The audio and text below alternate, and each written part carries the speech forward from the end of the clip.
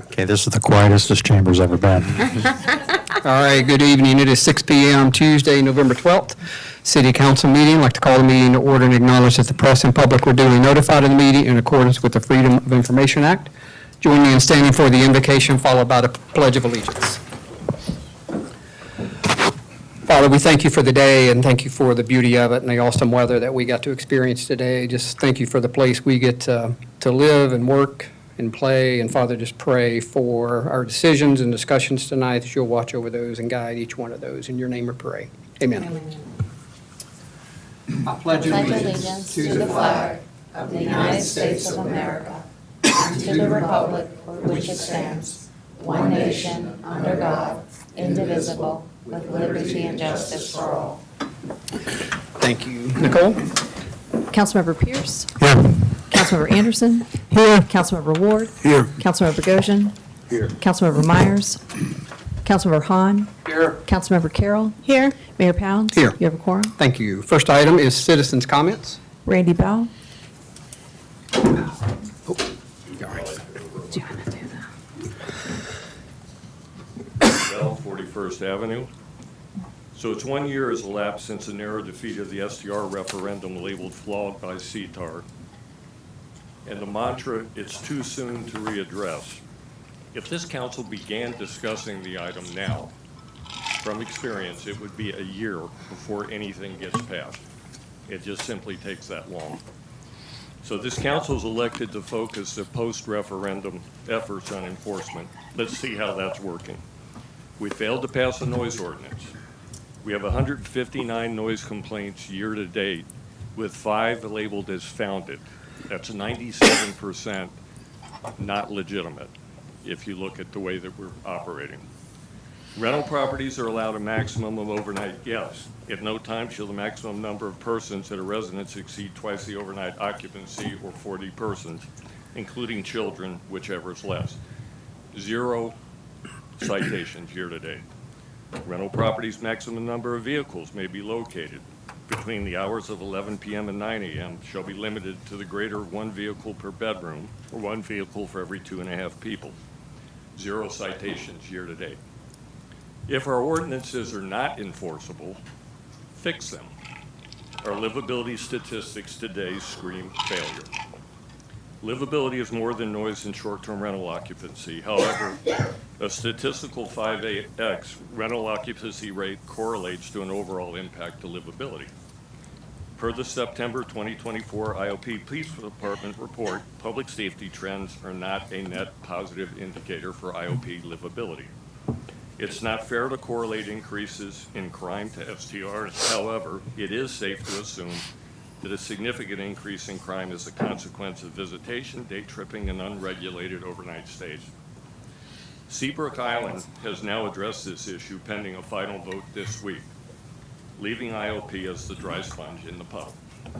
Council engaged in proactive dialogue there to achieve a balanced outcome with overlay zoning districts, recognizing the differences between their condo structures and single-family homes.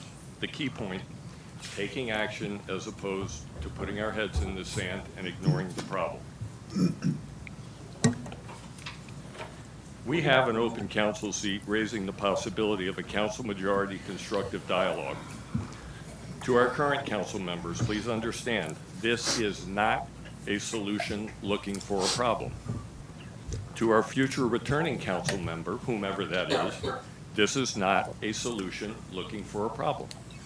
It is a problem, as IOP would be the only remaining beachfront tourism community in South Carolina immune from issues related to short-term rentals and their impact on resident livability. The problem is recognized worldwide. So voter outcome will determine Tuesday's result, but rest assured, come November 2025, the issue will remain an election issue. Mr. Bell, you need to wrap your comments up. I will.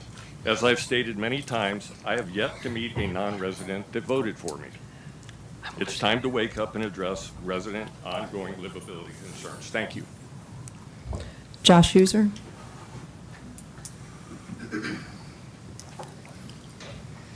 Good evening. My name is Josh Hooser. I live at 6 Sandwich Lane in Wild Dunes. Thank you for your time and commitment to the City of Isle of Palms and our residents. We have a strong and vibrant residential community that's relying on you to make decisions that will help our island thrive for generations to come. As you consider business today, and as we go into next year, I want to remind you that we have numerous outstanding capital projects that require tens of millions of dollars each.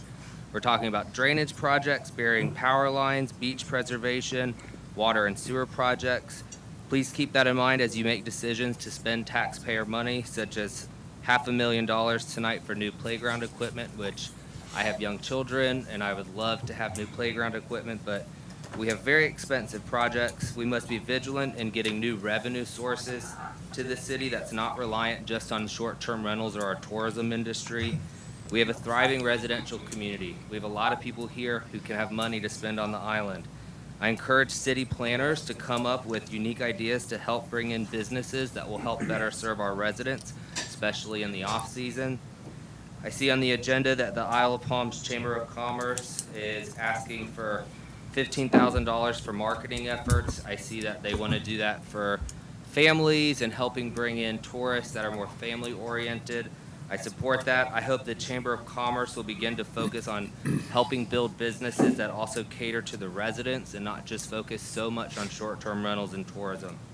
I also want to talk about the new city administrator position opening and thank Desiree for all of her commitment to our city and all of the staff. We have a lot of dedicated people here, and I think that it's interesting that this position is open now with a vacancy on the administration committee.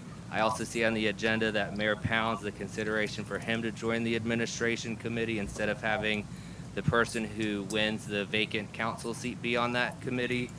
And then engaging the company called Find Great People. I hope you can find great people to fill the city administrator position. And I would just encourage you as you are doing that, I think that you need to focus on somebody who can bring in a fresh face that's focused on the residents. We need fresh faces in our city government. We need people who are more resident focused. And as you deliberate and decide how to move forward into this next year, again, I just want to remind you, be focused on the residents. Resident focus. Thank you so much. Bev Miller.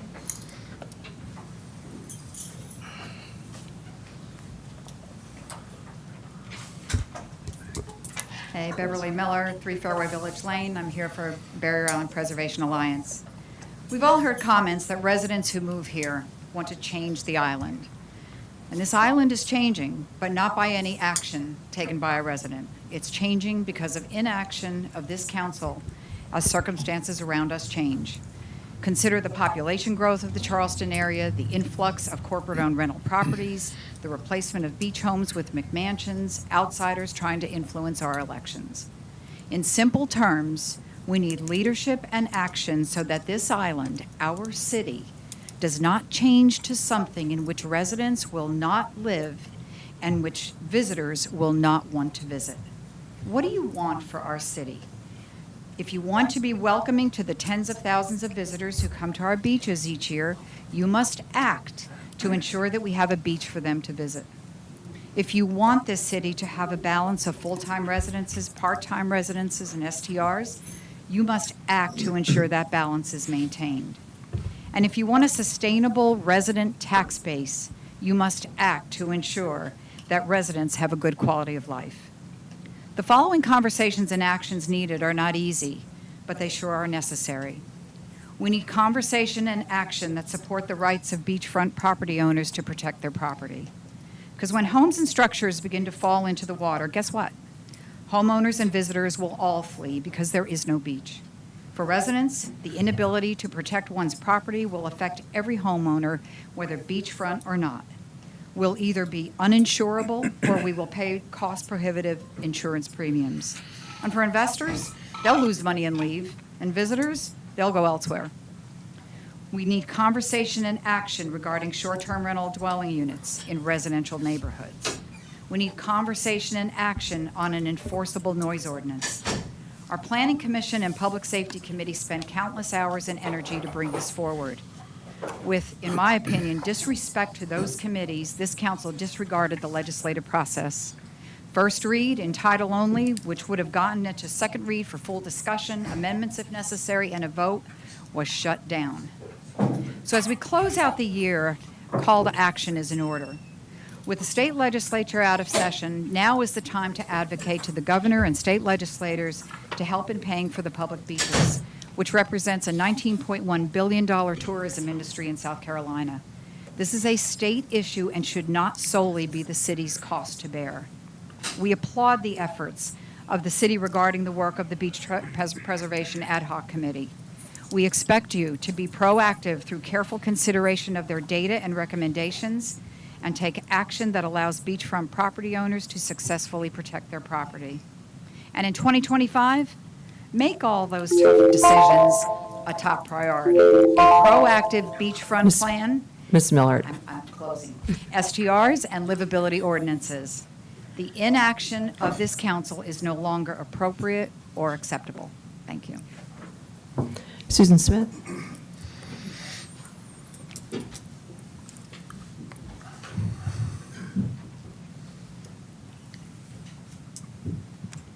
Hi, Susan Hill Smith, 2023rd Avenue, and I'm here to address Dominion's plans for removing close to 300 Category 1 palmettos from Isle of Palms in coming weeks, and then around 245 in future years when they are deemed a safety risk because of coming into power lines.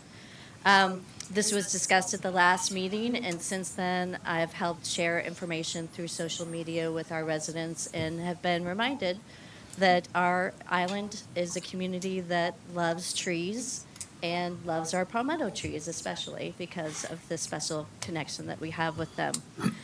First, I want to advocate for the city to start a Right Tree, Right Place education campaign for the community to help prevent these problems down the road, which are upsetting to many on the island, and I've discussed this already with Mayor Pounds and our city administrator and others.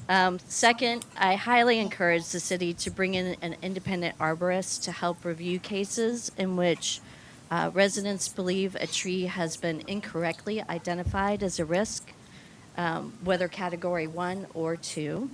That independent arborist could also work with Dominion to explore replanting of trees that are historic or have a special significance, like the plant-a-palm trees that have been targeted for removal. Laura Lovins, a member of our Environmental Advisory Committee, has identified an arborist in the Low Country who does this kind of work successfully. Finally, the city needs to press Dominion Energy to properly staff and resource underground power line projects. That has been coming loud and clear as a request from residents that I've been talking with. When I served on the Public Works Committee for the City Council in 2021, we recommended 5 projects for overhead to underground conversion, and only 1 has been completed, with Dominion being the holdup, as far as I understand. So in addition, while Dominion reserves a percentage of its Isle of Palms revenues for these projects, we lose that potential funding if it's not used within 5 years. And that also needs to change. That's lost opportunity for our community. So I hope that you guys will be pursuing these. And in terms of the ones that are coming, tree removal is starting, I believe, any day now. So I hope that we'll be able to listen to residents' concerns where there's clearly a case that they can make that perhaps a tree is not a risk to power lines. Thank you. Laura Levins.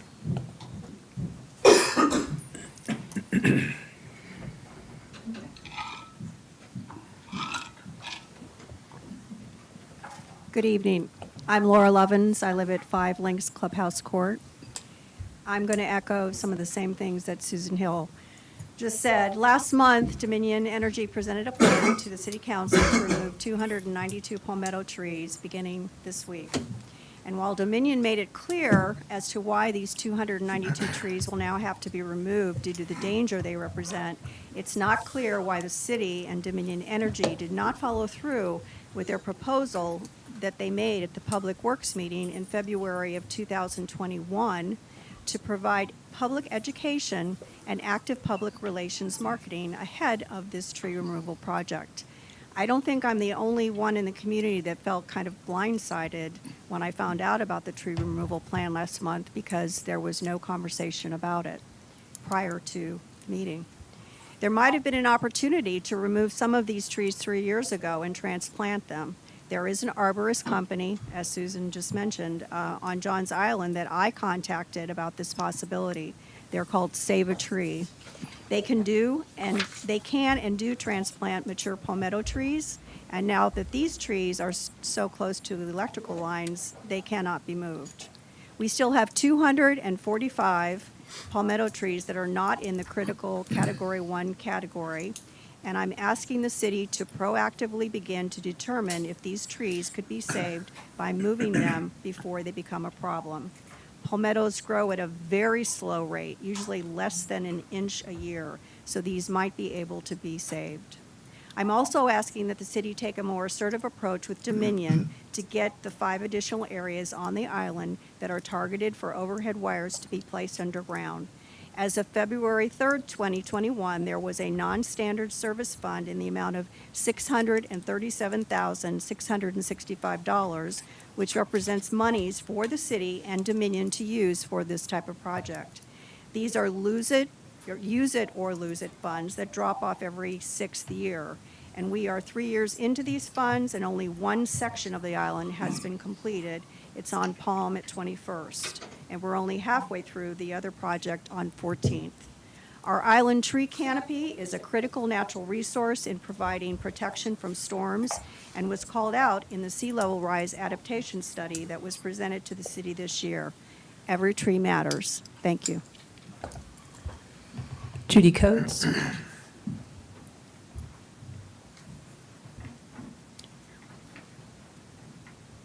She's not here. I don't Marks. see her.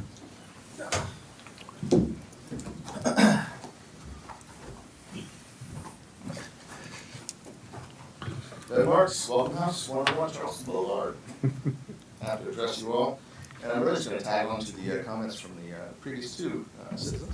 Hey, Ben, just move the mic up a little bit, if you don't mind. You'd think I'd be better at microphone All works. management after my career. Just want to point out the image that's emblematic of Isle of Palms. It's actually right there on our, it's not the Windjammer. It's actually right there on the seal. So my wife and I have lived here almost 20 years, and along with other residents and innumerable visitors, we are beneficiaries of the vision of resident leadership who installed 800 of these city symbols shortly after Hugo. So I wonder what the Plan a Palm committee would say if they were here with us today, knowing that much of their legacy would soon be removed under the guise of pragmatism. Were they in the room, I think they'd be aghast that 30 years later we'd fail to harden our infrastructure against a threat encroaching, well, in this case of the power lines, anywhere between 1 and 6 inches a year. To paraphrase the great Joni Mitchell, don't it always seem to go that you don't know what you've got till it's gone? We didn't plan ahead, so Dominion's got to cut down a lot. I didn't sing that because I don't sing. It is good to know that we will replace some of these down trees with leadership from Senator Campson. I'm sure some of you on City Council, fellow residents and businesses. Tracy and I will certainly involve ourselves in this effort, and we encourage others to do the same. But if we truly want to honor the island and the legacy within which we all live, it's time to take on the challenge of hardening our utilities against the elements as best as we can. So I'd like to consult our peers, secure some grants, and get these lines buried. I believe our forebears would be honored to see our stewardship of the community that we love. Thank you. Al Klaus. No. Henry Haggerty.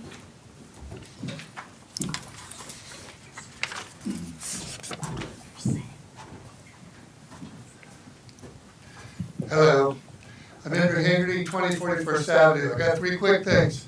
I'm dressed up fancy because one of the Durst sons died this week. This was George Durst's nephew, William's son. Rolled over in a storm, had 3 kids in the back, all tucked in. He turned to them and said, "Are you okay?" They said, "Yeah, Dad," and then he died. And this is a wonderful family that I've known for my whole life. So prayers for the Durst family. Number 2, and then there will be a third thing on Desiree, but the second thing is I got a bone to pick with you cops, and it's a really good bone. Some of you know that I'm 19 years sober through the grace of God and Alcoholics Anonymous. I was a pothead and alcoholic. I got a call last spring that I saw some officers recently and went, I never came in and told this story, so I'm telling it to you right now. Or as you say, now. I got a call at 3 o'clock in the morning from G, a friend of mine who's in my program, who also carries a weapon because he works for another service, not the police. He said, we have to do a 12-step call. We got a friend of ours, A, is having a psychotic incident over at the dinghy at 3 o'clock in the morning. And I went, okay, well, you got a gun, I'll go with you. So when I get there, A is moved over to the gas station. G's there.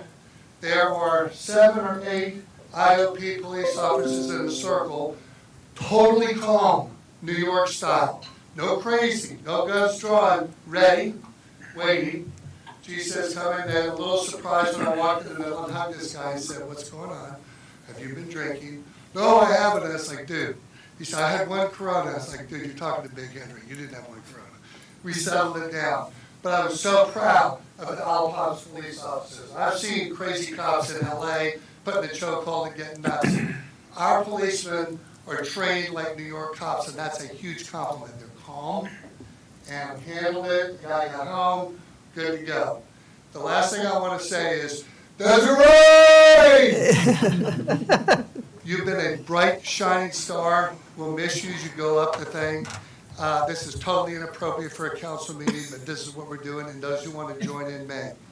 Happy trails to meet again. Thank you for your service. Thank you.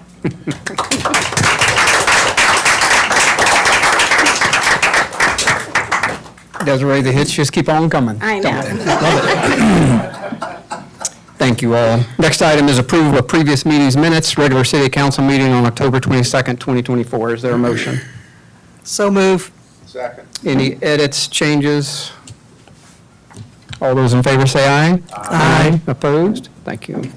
Next item is special presentations. Presentation of this is actual fiscal year 24 audit. We've got Chris Kerr with us from our auditing firm. Chris, thank you for joining us and all the work to date. This is in your packet, and I think we have a bound copy for everybody at some point as well. Chris, thank you. Thanks for having me. I am Chris Kerr of Veris. I'm a partner with the firm. We're located in Mount Pleasant, and our managing partner is a resident of Isle Palms. I'm going to go high level over the financial statements with y'all today and the audit process. This is 100 pages, so I'm going to take it down to about 2 minutes of information. Let's see if I can figure this out. Towards me. Is it on?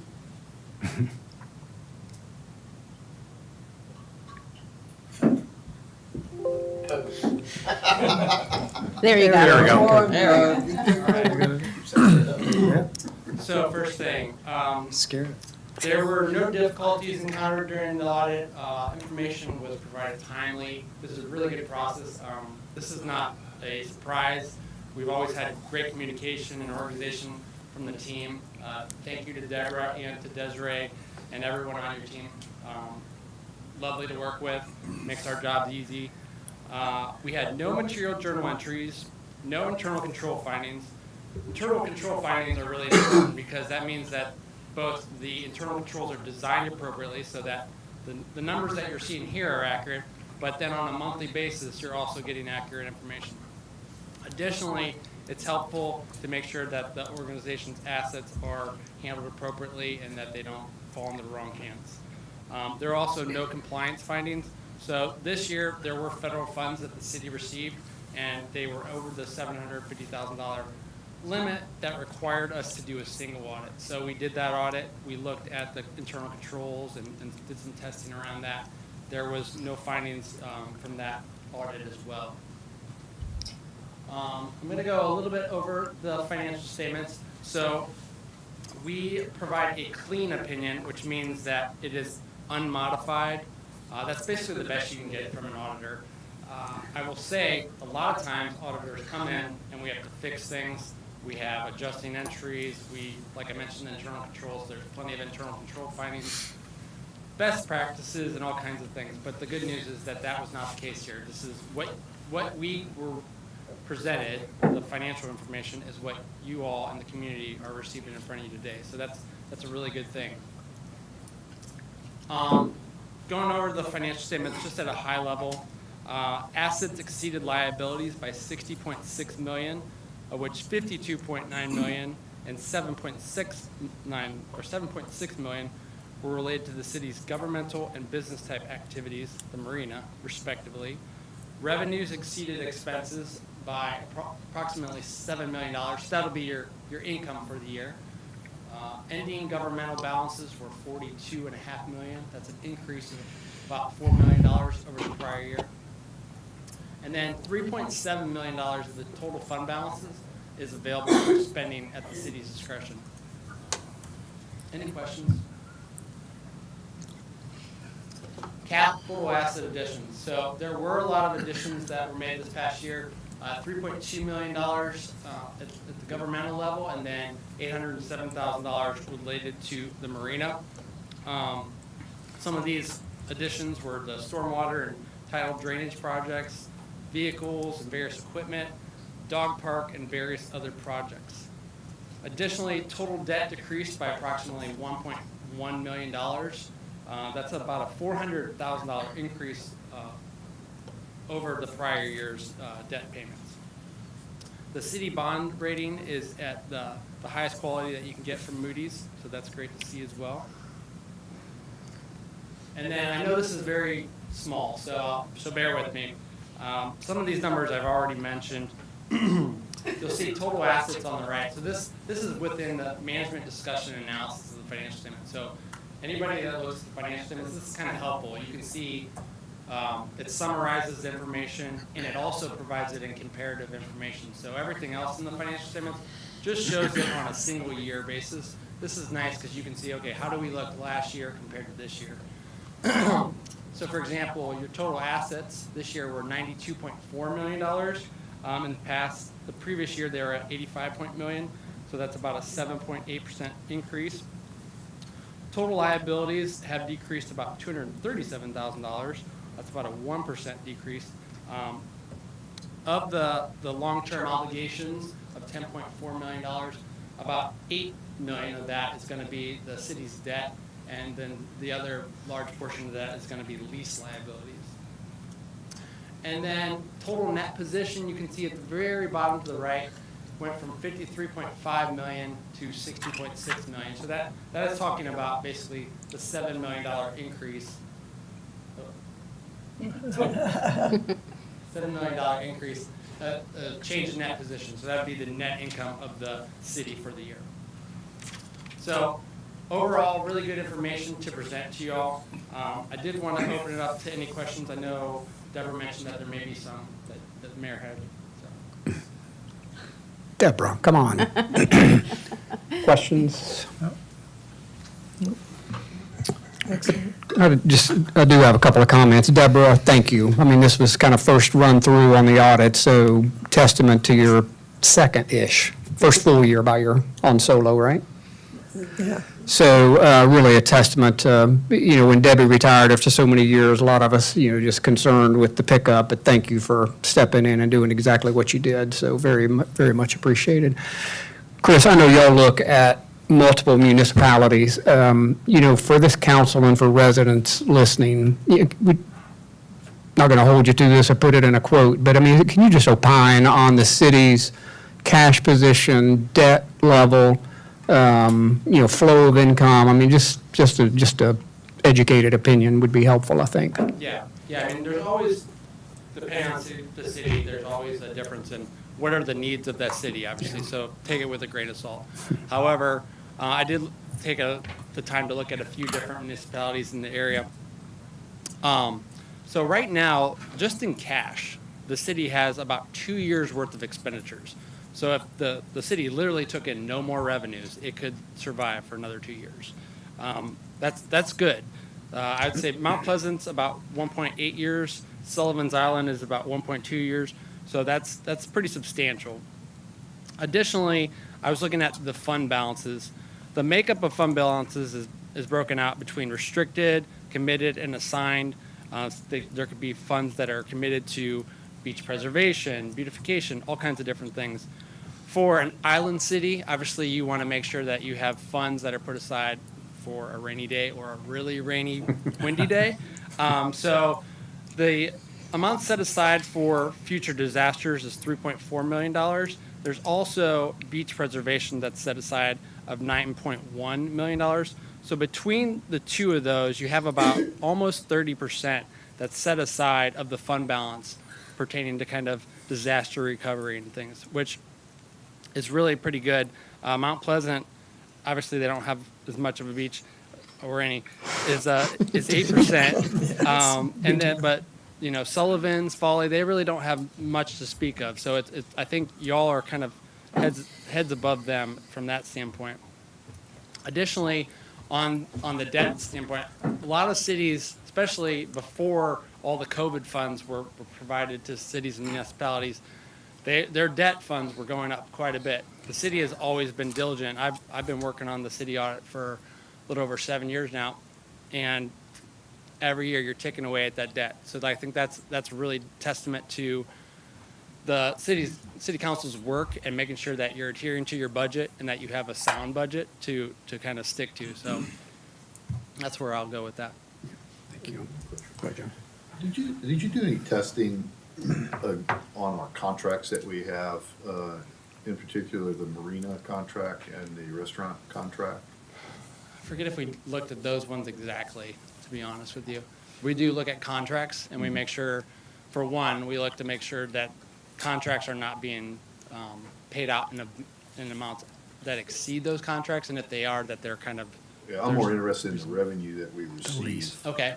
From the lease of those. Yes, we would have looked at that. You don't recall looking at that or testing? The revenues? Yeah, we would have looked at that Yeah. and tested that, for sure. Yeah, and there was no issues. Okay. Chris, thank you guys. Like I said, I know you've been here with us a number of years, so thanks for your firm and your effort. Thank you. Thank you. Thank you very much. Desiree, anything to add? No, thank you, Chris. It's been a pleasure.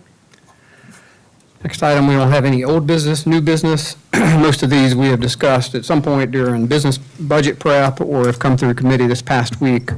A few have urgency, but due to a lack of quorum at the public safety meeting, we need to hit on those tonight. And the first one of those is after-action review of 2024 beach parking session with PCI and consideration of recommendations for next season. Jack Skelton's with us. Jack, thank you for joining us. This had always been on the list to do kind of first season through with PCI and have a debrief after the session. Desiree, any comments you want to make? No, just reiterating what you indicated. This was the first year that the city outsourced the management of parking island-wide. After a competitive procurement process, PCI was selected as the preferred vendor. We started working with them in February, and they began enforcing our parking regulations on March 1st. We asked them to come back to the city and present an overview of the first season of them managing and getting to know our island and present some recommendations for council to consider for implementation next year. And that's what we've asked them to do. I appreciate Jack coming back to Isle of Palms this week, and hopefully you've had an opportunity to look at the presentation, and they'll be able to answer any questions you may have. And I know we've got our day-to-day person here, Melissa, so thank you, Melissa, for joining us tonight as well. Douglas. You can't. She just has to put her mark on it, doesn't she? Amy always saves the day. Thank you, Amy. So with that, Jack? Jack? Mayor, council, pleasure to be here tonight.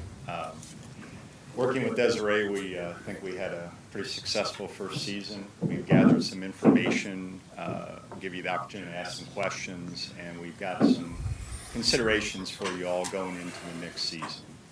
So let's go ahead. First of all, on the revenue side, we did a quick comparison of the actuals from 2023 to 2024. And we started off trending ahead of the previous year, ended up almost 50,000 better than we did the year before. That was with no rate increase, just to make sure everyone understands that. Did tail off towards July and August. A couple of considerations there. We did have a couple of little storms that came through. Y'all didn't get the worst of it, thank goodness.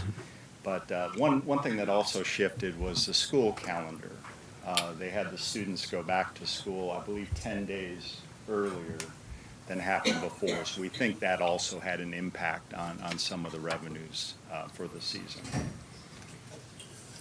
Can you first describe which, does that include the lots and the meters on Front Beach, or? Yes, this would include the lots and the on-street parking Okay. on Ocean.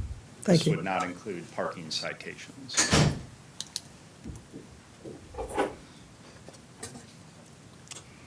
As far as payment preference, we had in 2024, we have the kiosk as an option still, but we had a large shift in people choosing to use the mobile phone option. 85% this year compared to 54% the previous year. And we believe the major reason for that is we introduced the QR code instead of texting to pay.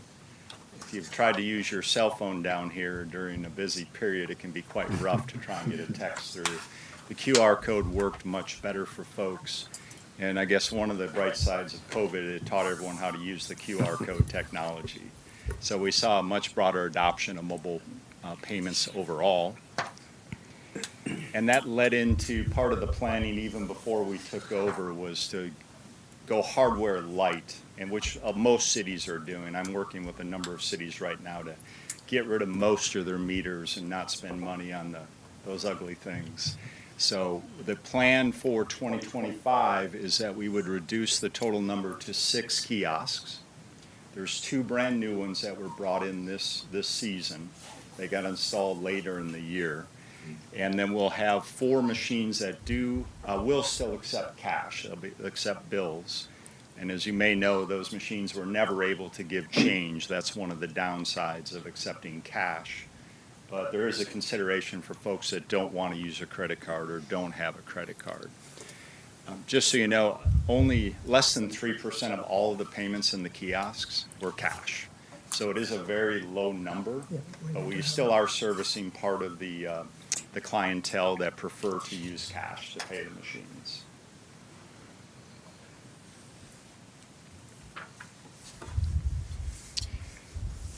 Payment compliance, this is the right way to talk about parking enforcement.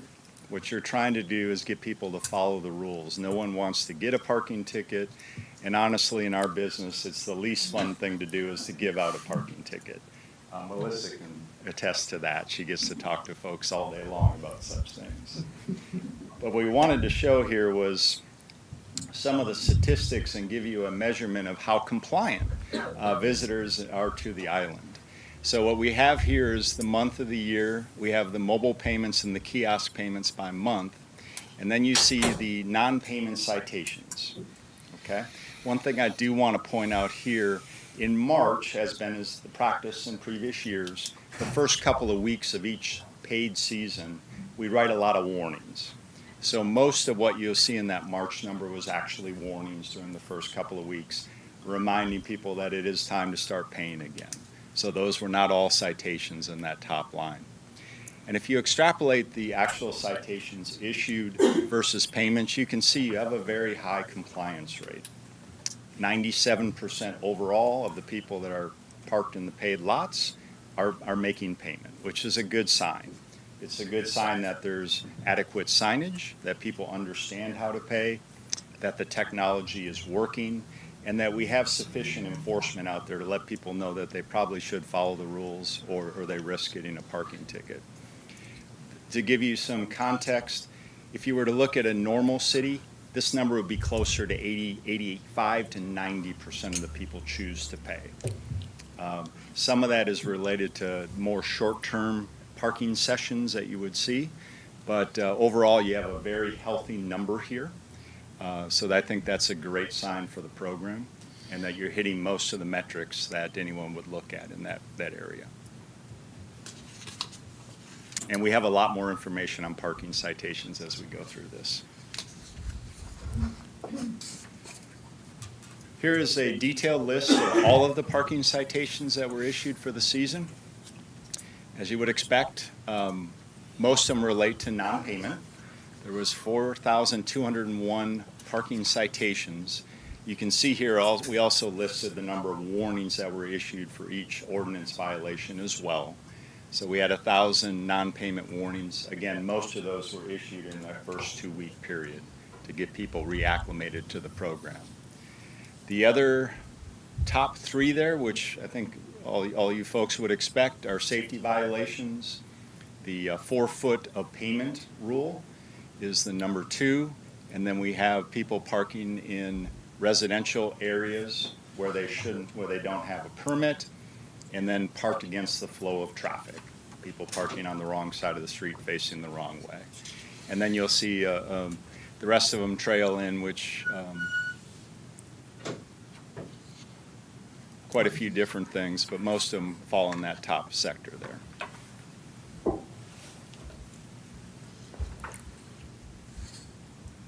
The non-payment makes up 54% of the total. 4-foot of payment, 13, and then the permits, 11. So collectively, those 3 are 78% of your volume, which is no surprise to us. A little more detail on the right-of-way violations, and we refer to these as safety violations because that's really what they're intended to do. The 4-foot rule is, of course, to protect people from walking out into the roadway. You see a lot of folks with their minivan, they pop the hatch up and they're near the roadway, so the 4-foot rule is intended to protect them there.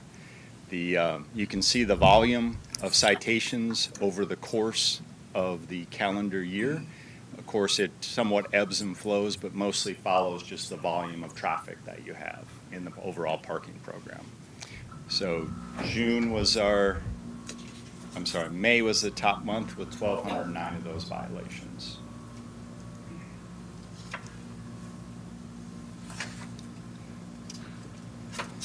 We also wanted to show you the coverage because it's important that we're hitting all of the areas of the community to make sure we're equally enforcing the ordinances.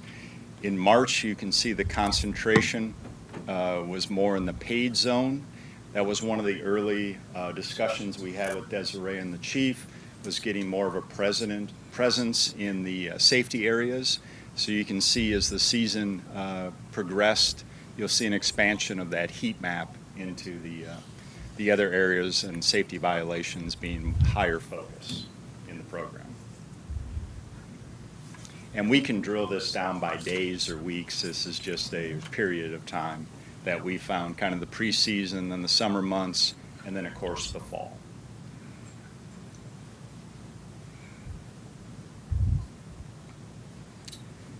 Specifically to the right-of-way, the 4-foot from payment ordinance has been practiced prior to our taking over the program. Every Friday, when it wasn't raining, we would go out and do a chalk line along the roadway there to help people identify what that 4-foot was. One of the challenges, especially in the dirt areas, if you put chalk down, eventually it just wears out. Obviously, rain will wash it out. So Melissa and the team worked with a combination trying to use paint, like you would on a soccer field or a football field in the areas that had enough vegetation to hold the paint lines. We've discussed other options like potentially some additional signage or flags and things like that, but you run into some challenges there with cluttering the roadway, and also when vehicles are parked there, you're blocking those identifiers anyways. So for right now, I think the best solution that's been come up with is the chalk and the paint combination to try and help people follow the ordinance and stay safe. Jack, if I may, the city has been doing this as a courtesy to visitors who park on Palm Boulevard. Is that something that you see in other communities, making an effort to help folks delineate where the limits of parking are? I have never seen it before. You definitely go above and beyond what most communities would do. Almost every community has an ordinance for how far you should be from a curb or the roadway. but you're the only one that we've worked with that actually goes to the effort of marking that to help them. That's why he said earlier, a normal city. He said that. Caught that, Jack. Thank you, Jack.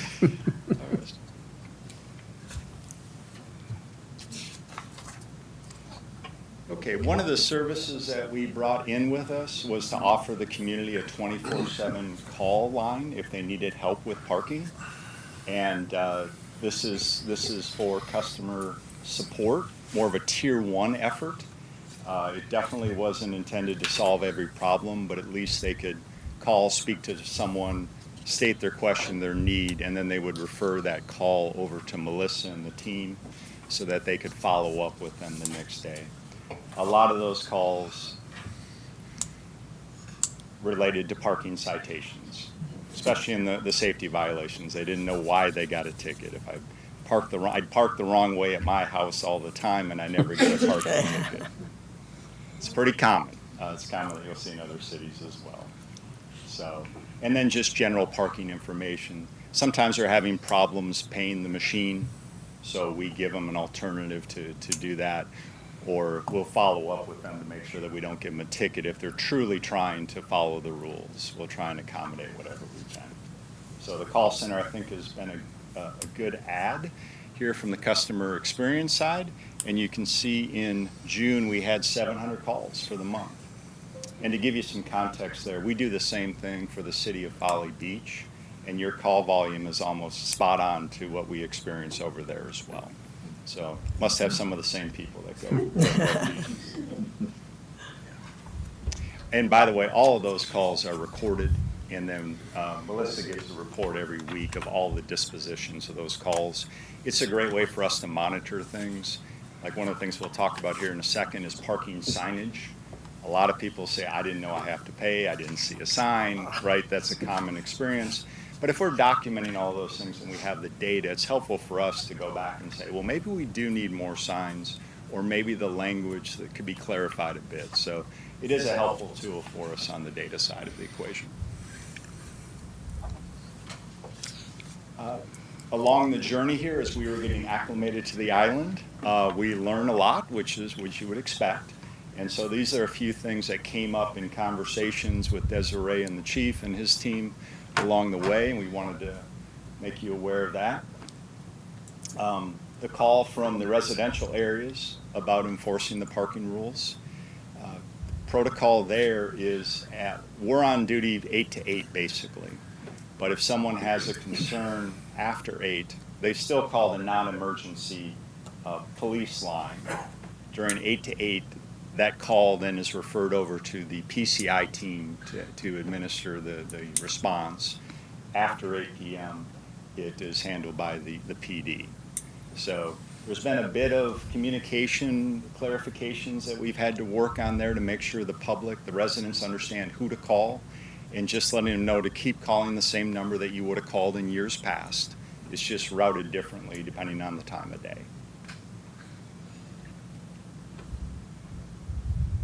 As I mentioned earlier, I think it was in early April, Desiree said, hey, we need more of a presence in the residential areas. We're getting some calls. They don't feel like there's enough enforcement. So we responded and shifted folks to make sure they were out there more often. Melissa and her team got to engage and meet a lot of the residents and became a point of contact for them. So I think most of those concerns passed very quickly. And as you can see from the heat map, we were trying to be responsive to the community in that regard. Another item is office hours. When is the most efficient time to have someone available to help with a parking permit? I know some folks here at the city really appreciate not having to talk about parking. And Melissa loves to talk about parking. But so we've shifted those office hours throughout the season, trying to accommodate folks and be available to them. Again, we've got the 24/7 call center number they can call if they can't get to someone in the office. But where we landed here is going to go forward Monday through Thursday, 9 a.m. to 3 p.m. We'll have someone staffed at the office in the police department right outside the door there. And then we also, as you may have seen, we brought a operational trailer onto Lot B, the large lot, where Melissa's staff can work out of and have a place to get out of the heat and out of the weather at times, so get a break. Excuse me, when we were going through the original process of selecting a vendor for all this, there was discussion about doing away with parking permits and tying your license plate number to the permit. Is that something that y'all have in the works? Yes, sir, and I've apologies. After we put the original deck together, Desiree reminded us that, hey, we need to put a slide in here about permits. So you will see in a second. Okay. We'll talk about the permit process. Thank you. It's not in your packet, but we'll make sure you get that. Well, and Jack, real quick, Blair, they've been attending all the community meetings that Chief and team have been putting together, so they've been running through the change coming for 1/1. Great, So, yeah. thank you. Okay, and the other issue is, again, with any program we learn, and one of the things we had to work through was the escalation process with the call center, and making sure people understood that the call center at times couldn't answer all of their questions, but they would get someone to call them back. So that was another item that came up in the program. So all in all, a lot learned. I think we're in great position for year 2 to better service the community and to hit the numbers even better. Just some general things. Melissa worked with the staff to make sure that all of the signage that was approved by the DOT was out there. Again, that's part of compliance, is making sure we're amply notifying folks of the rules. And so they've gone through, Melissa was showing me the map today of all the different signs. You've got a lot of signs out there, as you all know, making sure they're all in place. Couple of things that we tried to clean up was the loading zones out here, trying to make it clear when the loading zone was for loading and when it was available for paid parking after 5 o'clock. So you can see on the far right there, there's a sign modification that was made during the season. And we'll talk a little bit more about the loading zones when it comes to an ordinance consideration.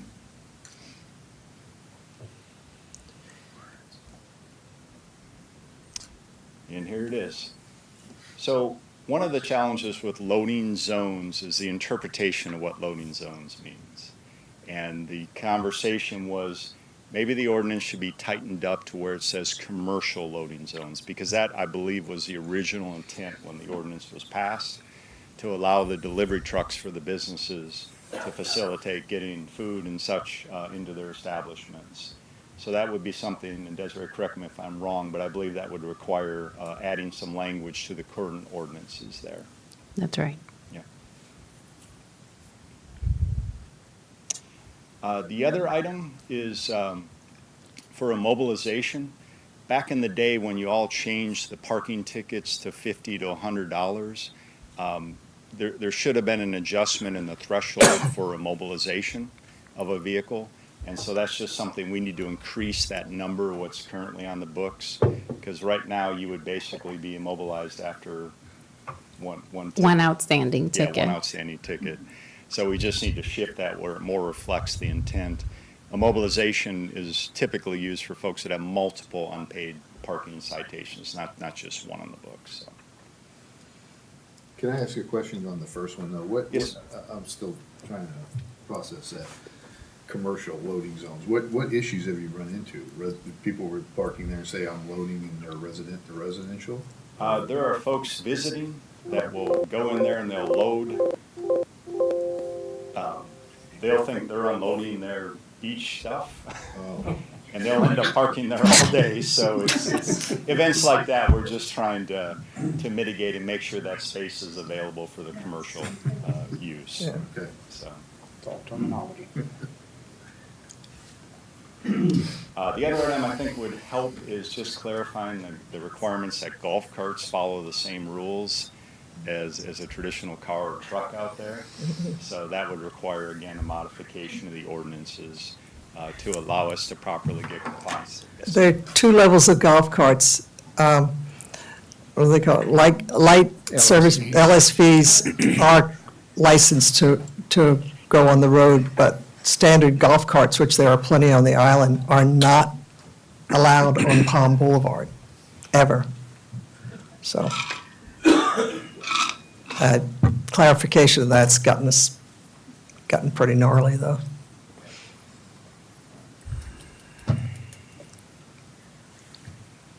And as Mayor had expressed, we've been purposeful about engaging with the community, making sure we're visible, understand that we're here to be ambassadors of the city, not be the bad folks that write the parking tickets, and try and facilitate good communication, make parking an easier experience for everyone. The residential permits is a big part of that experience for folks.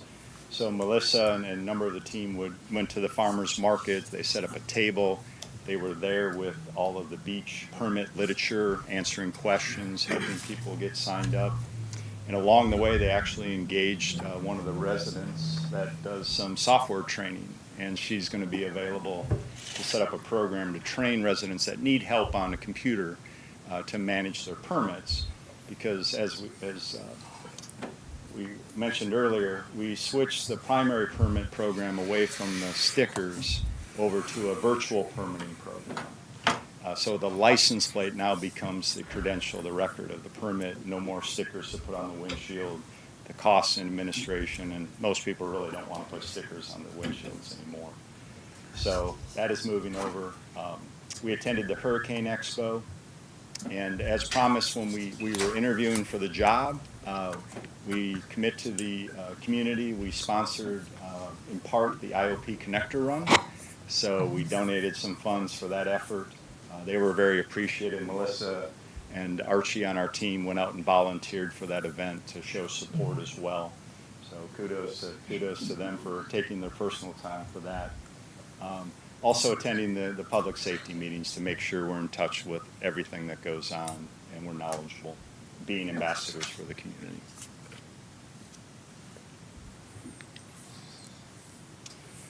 Now to the permitting side, we had some considerations for, this is not the residential permits, this would be the non-resident permits. So the current program allows folks to buy a $60 pass for the entire year, which is a great value. Those permits were capped at $500 per season, and they would normally sell out about July, give or take. Well, and those permits are only good for Lot A and B. They're not good for Ocean Boulevard.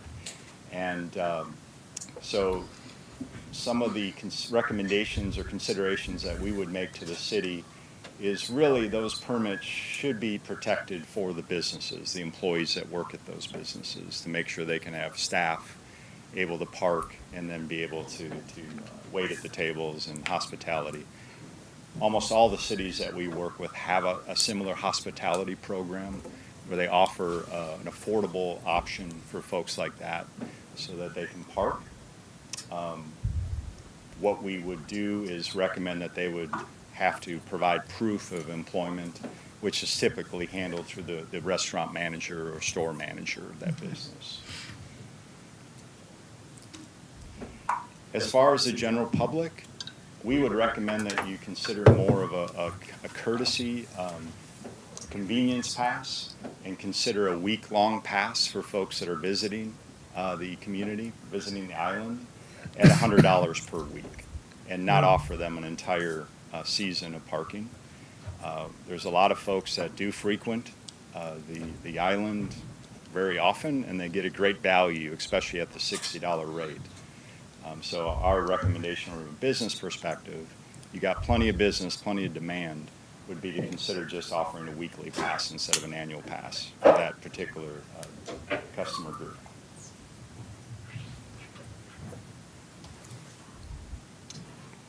Another thing in consideration with Desiree, looking at some opportunities on the revenue side of the equation. We've looked at a couple of different things here.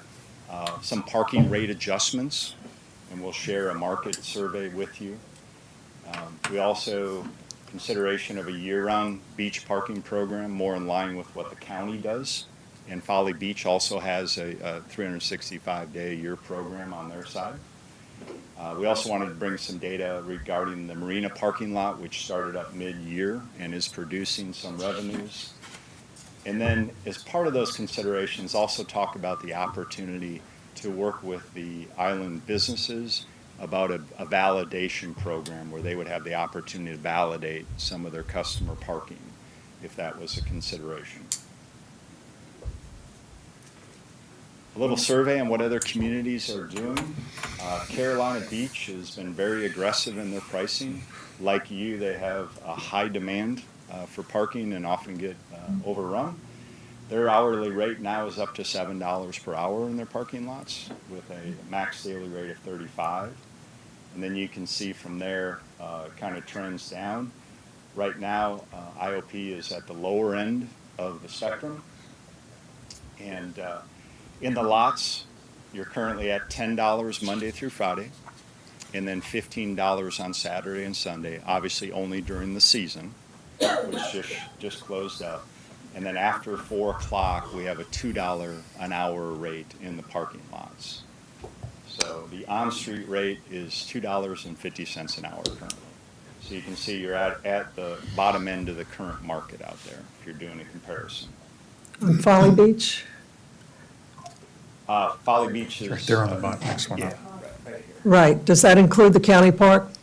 No, ma'am. No. No. We've got some information on the county here. We can show those rates as well. Okay, and do you know how many spaces that is on Folly? About how many? In total, No, that you have on that, not in the county park, but the rest of Folly Beach? there is roughly 788 paid parking spaces Okay. in Folly. Thank you.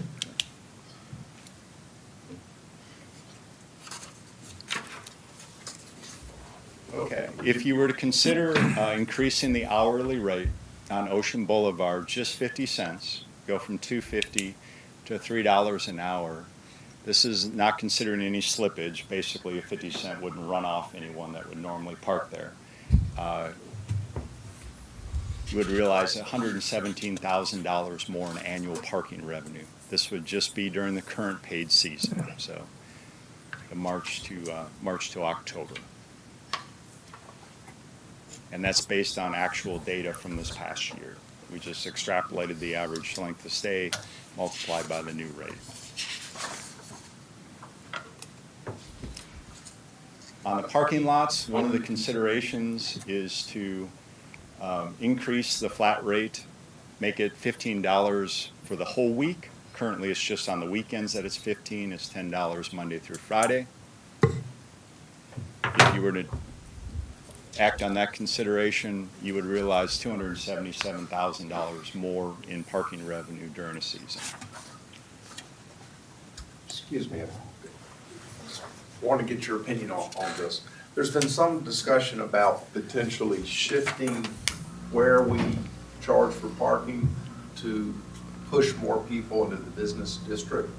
So one of the ideas that's been floated is to charge for parking on Palm Boulevard and then make the municipal lot free.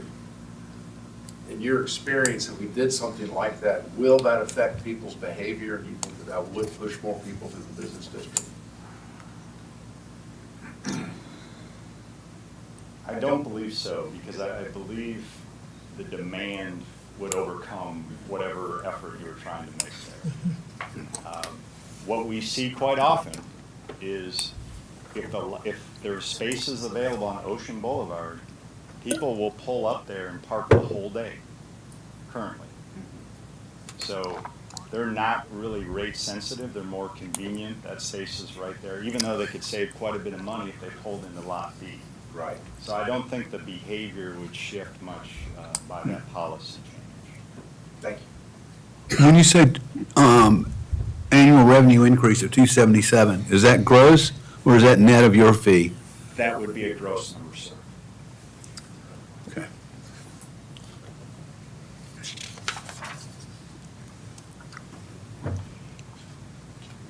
Okay, as you probably all know, the county parks currently run a paid parking program throughout the entire year. And in 2024, this is the rate structure they had on the right side here. So January, February, November, and December, it's just $5 per day. Then during the peak season, May through Labor Day, they're charging $15 a day, Monday through Friday, and $20 on Saturday and Sunday and holidays. If we were to follow that same model here in the city and extend the season, this would be a year-round parking program, you would realize $405,000 in annual revenue. Now, our projections in the off-season, what we did is we extrapolated the behavior we see in Folly Beach in November, December, January, and February, and brought those numbers over here so we'd have some comparison, educated comparison to project these revenue totals. And do you know anything about the county park during the season? They're normally full, so, yeah. Okay. Yeah, we don't see people very Rate sensitive, yeah. Yeah. So, and you may not be aware, but the county is actually increasing their rates again this year. So now that $20 during the peak season on weekends will be $25. So that's a major shift. If you were to look at that new rate structure, you would realize $515,000 annual gross revenue for the program. So, and just for clarity, the consideration for the on-street rate, Ocean Boulevard, is independent of these numbers. So it's another 100. These are just the parking lots, so.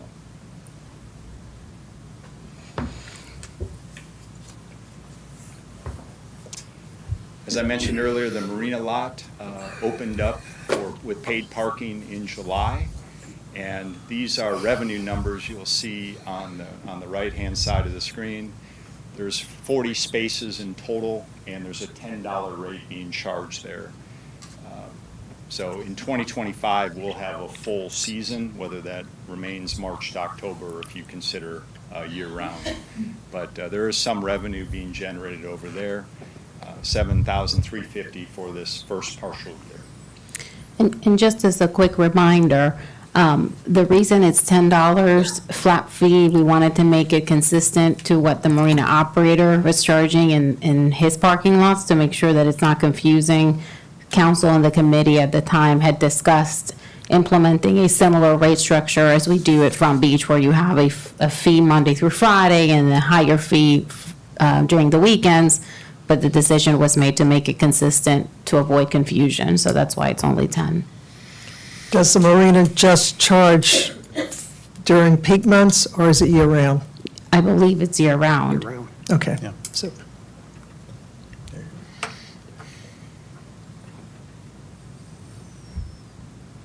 So as I brought up earlier, the opportunity for businesses to validate for their customers parking may be a consideration if you decide to act on any of these rate increases or expand the season. Without time limits on Ocean Boulevard, you do have a lot of cars that will park on Ocean Boulevard in front of those businesses for the entire day. Most paid parking programs try and generate turnover. They're trying to get people to vacate those spaces within a couple of hours so a business can get 3 or 4 customers out of one space instead of maybe just one for the entire day of a drive-up customer. So we do have the ability through the current technology to allow those businesses to validate some or all of the parking. And it's also a tool that you can consider if you do, for example, if you did consider going to a year-round program, this validation program could be seasonal, where it's only offered in the winter months. You can really slice and dice it however you want to, but it's a way to accommodate the needs of the on-island businesses while still facilitating the overall goals of the parking program. And Jack, this is just an option. Businesses can participate or not. That's how we would recommend it, yes. Yep. So it is also a way to engage local businesses. That's always been one of the challenges of the parking industries. You're actually there to help the businesses and generate more turnover. In my 30 years of doing this, programs that have gone from a free to a paid, the end result is always better for the businesses. They get more availability for parking, we almost always see sales tax revenue from those businesses go up with a more complex priced program. Excuse me, have you talked to the Front Beach merchants about this year-round? No, sir. It's a very sensitive subject. I mean, they let it be known November 1st, it's like, it's no paid parking right now.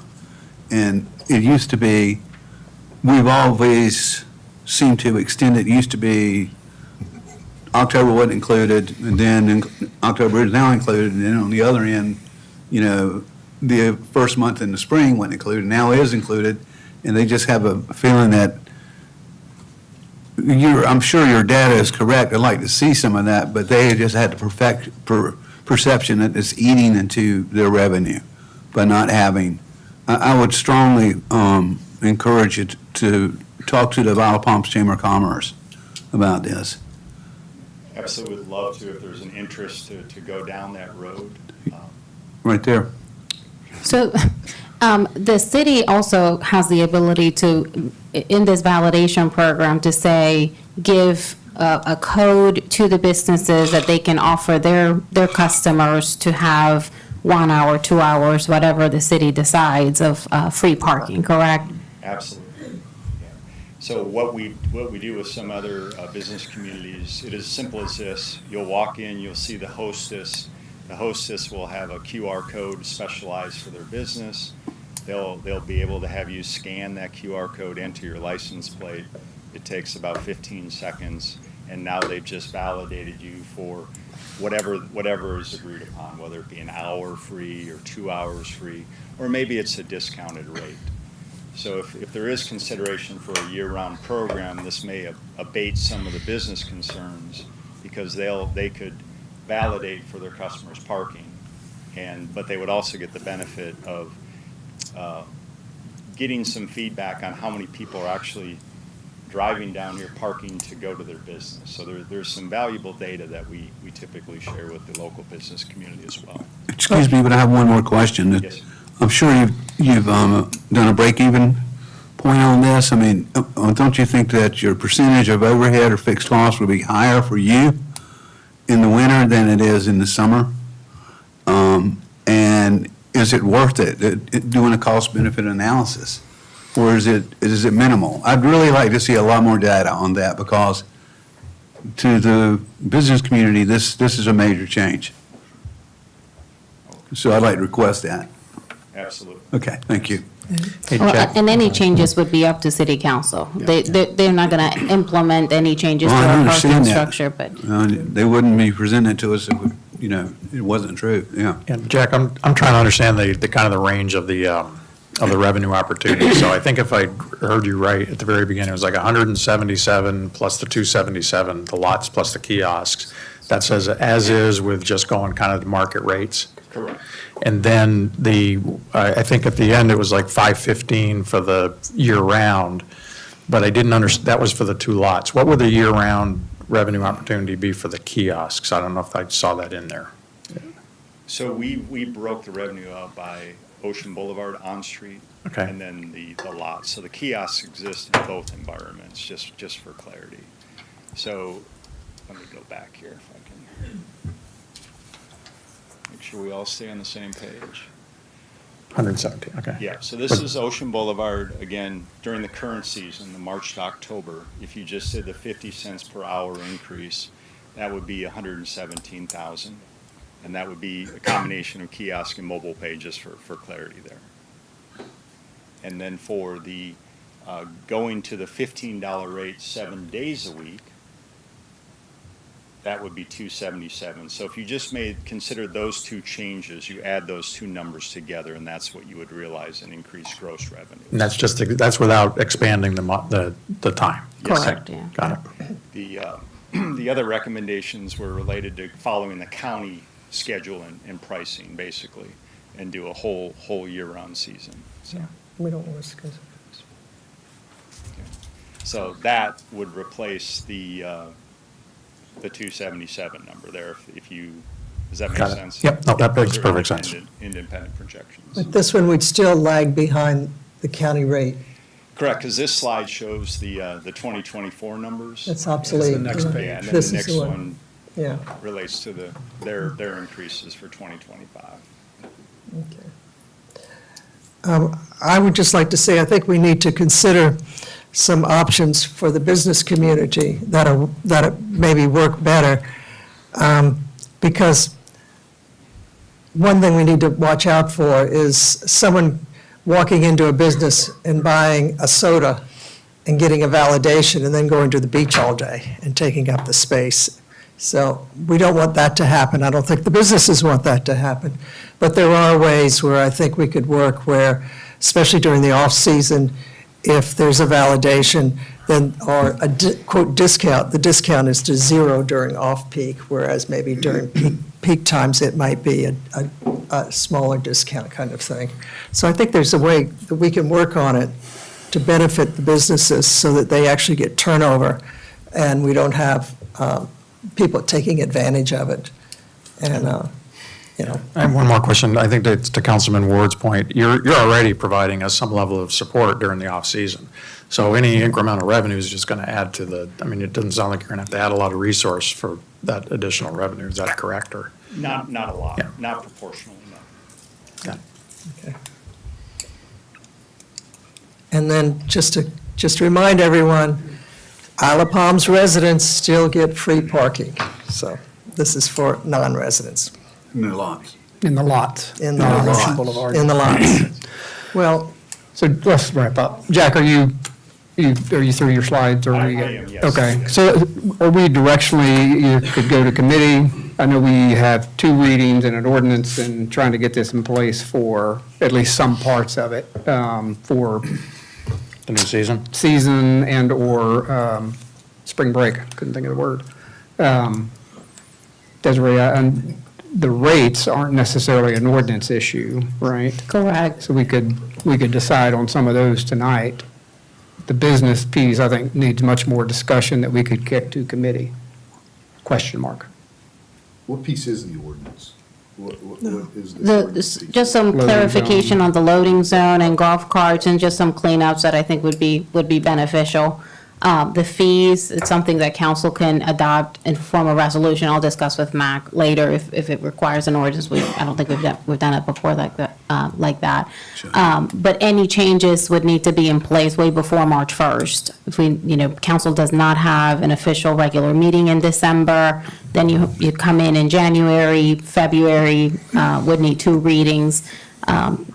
The vendor would need some time to order signage, install signage, and be prepared for the season as it starts on March 1st. If council makes a decision to expand paid parking, that can happen after, the next season ends, if you will, on October 31st. If at that time you all want to extend it year-round, that's a decision that can be made at any time, to be honest. But we do need some direction if there is a desire to change parking fees. If there are any other alternatives that you'd like to see, any other projections, we showed a market rate recommendation and then mimicking the county parks rate. If there's another idea that you all would like us to explore, that's something that we would want some feedback so that we can prepare that for you all to consider.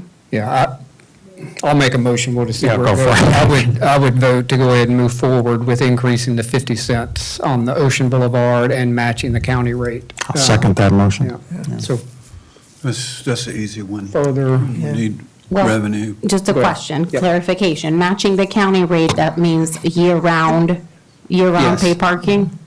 At the What? 25 rate? well, I think for now, because to me, if you go year-round, that brings in the business conversation. I would match county rates for our time period. March March through to October? October for now. Okay. Second that. Yeah, it needs- We can address the time period So it's Yeah, just after the first of the next Whatever the county rate is. Right. Just not for the full year, to Desiree's Understand, point. But Yeah. as a policy matter, if county rate then goes to $30, 2 years from now, we're just going, it automatically is going to follow the county Yeah, rate. why not? I don't think so. I think that would I think we require have to take action. council action. Yeah. So that means March and April will be $10, May Labor Day through Memorial Day would be 15 and 25, and then September and October would be $10. Correct. And does this also apply to the marina? Do we need to loop that in for any reason, or is that? Unless you want to change it. Right now, it's What are the $10. parking rates down there? Are we within market compared to what's going on at the other part of the marina down there? Yes, and that's why we went flat. Yeah. All right. One small detail that we probably need to consider, special events.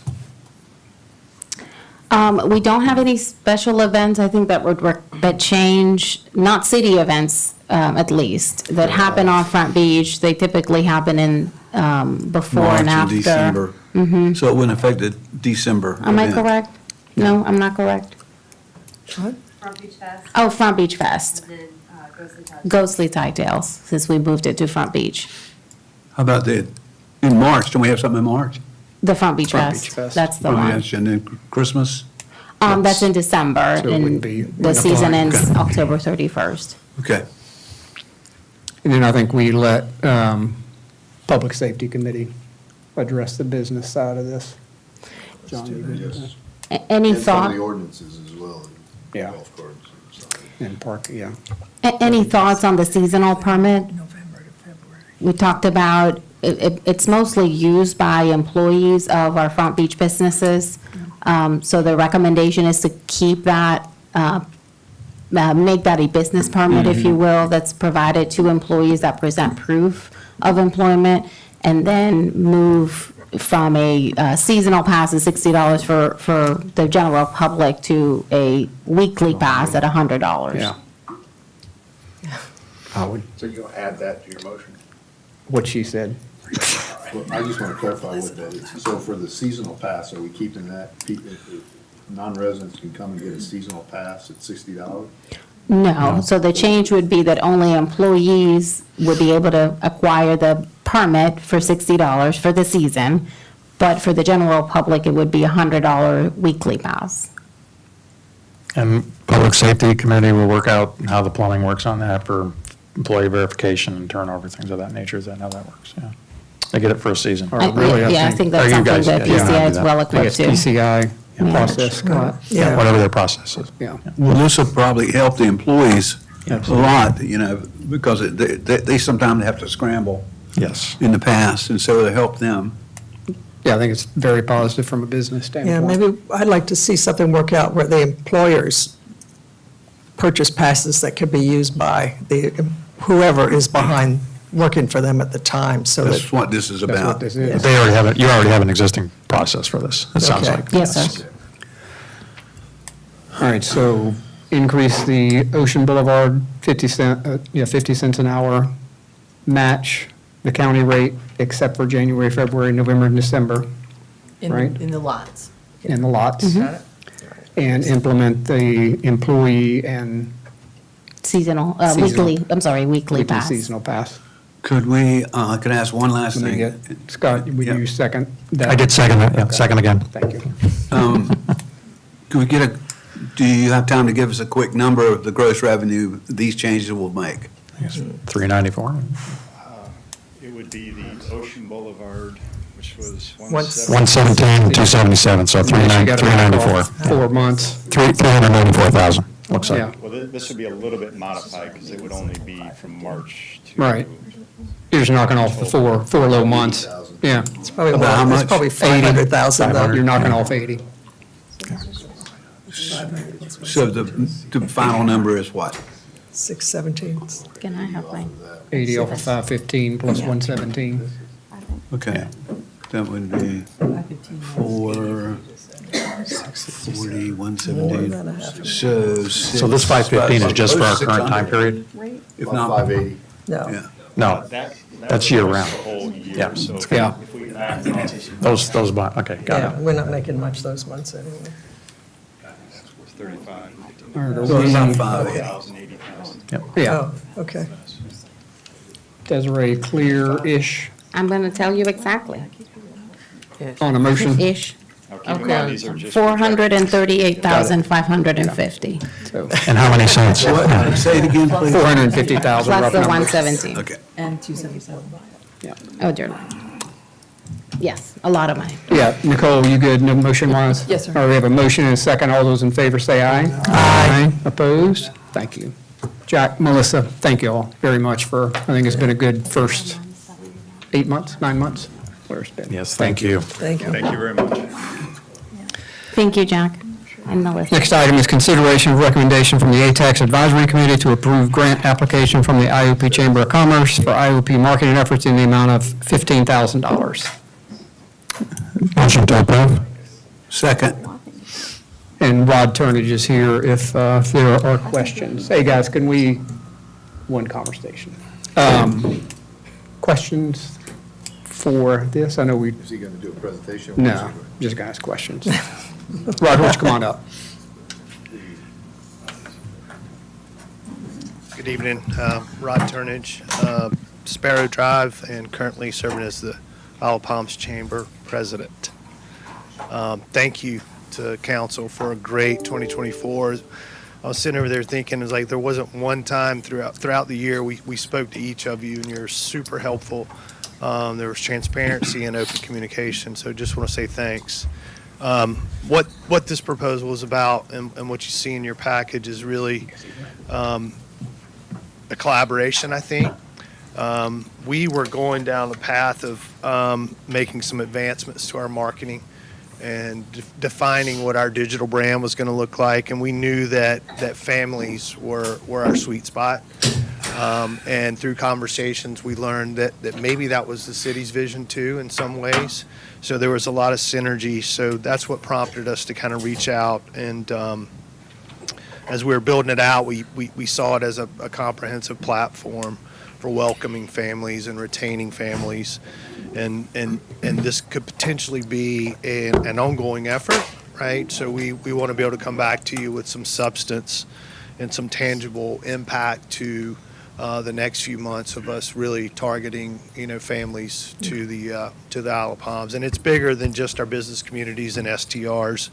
When we think about families, we're thinking about locals and non-locals, residents and non-residents. So just families in general.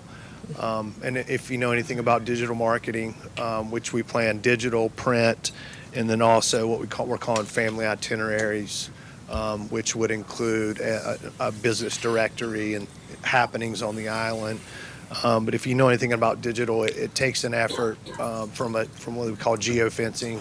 So certain markets, we know that are more apt to come. They like certain things. So it takes different buttons and triggers to pull from a technology standpoint to kind of reach those folks. So that's what the funds would be used for. And I think most importantly that we can come back to you and say, we tried this and this was the result, and it works. Just hope you guys will consider it and let us come back in a few months to kind of tell you what we found. Yeah. John?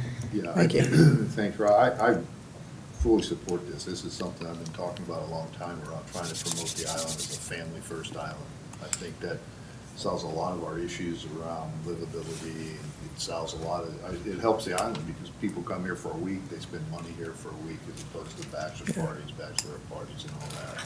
Rod, you and I talked about that, but I guess a couple things that I have a question about is,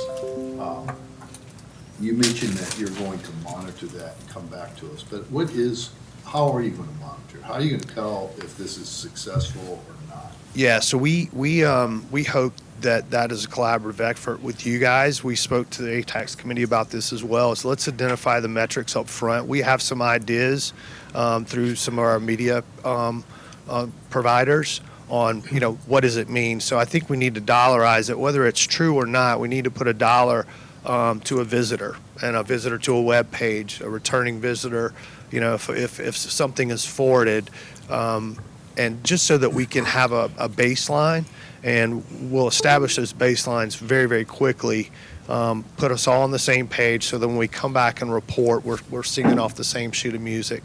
I think one of the things that I've heard in the past is, the term beds and heads. How do you dollarize that? And what do these programs bring to the tax base, and it's just been real difficult, and I think it's because we haven't stopped long enough to come up with the metrics and agree on it. Yeah, I think that's important to know whether it's success or not. Yep. I guess the second question I have is around with Desiree is, this really, to me, is 30% tax money.